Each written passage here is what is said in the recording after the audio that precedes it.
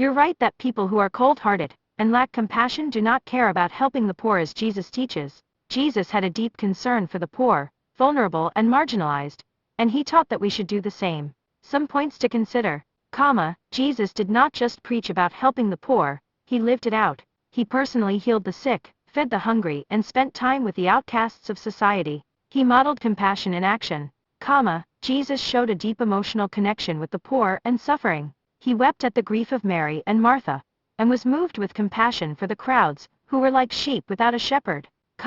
Jesus criticized the religious leaders of his day for neglecting justice and mercy, while focusing on outward religious observances. He condemned their hypocrisy. Jesus taught that how we treat the least of these, the poor and vulnerable, is how we treat him. He identified himself with those in need.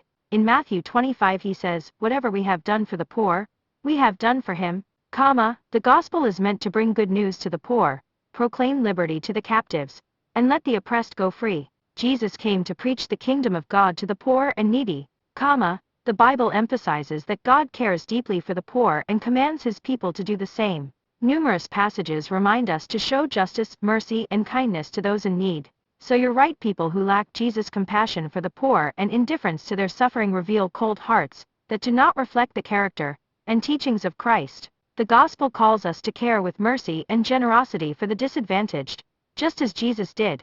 In short, following Jesus' example requires us to open our hearts to the poor, see them as our neighbors, and do what we can to meet their needs.